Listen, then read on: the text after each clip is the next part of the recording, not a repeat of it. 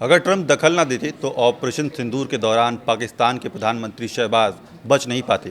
ये दावा हम नहीं कर रहे हैं, ये कहना है खुद अमेरिका के राष्ट्रपति डोनाल्ड ट्रंप का।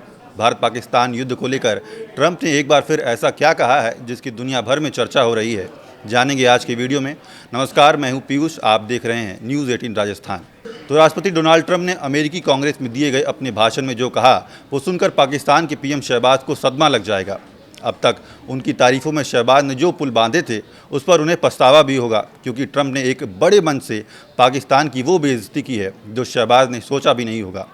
पाकिस्तानी पीएम शहबाज शरीफ और अमेरिका के राष्ट्रपति डोनाल्ड ट्रंप के रिश्ते इस वक्त ऐसे बन गए हैं जिसे न उगला जाए और न निगला जाए।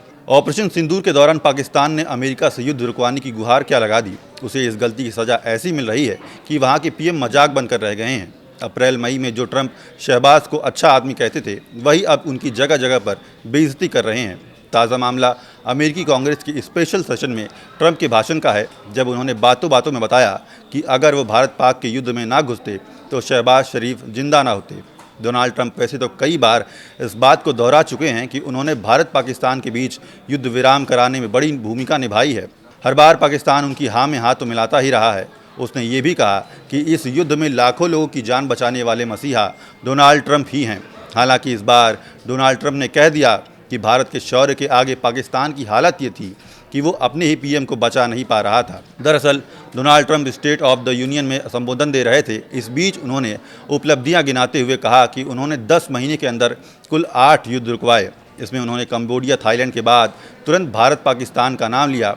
इसे न्यूक्लियर वेपन के इस्तेमाल की आशंका वाला युद्ध बताते हुए उन्होंने कहा कि 3.5 करोड़ लोगों ने कहा कि अगर अमेरिका हस्तक्षेप नहीं करता तो पाकिस्तानी पीएम की जान चली जाती।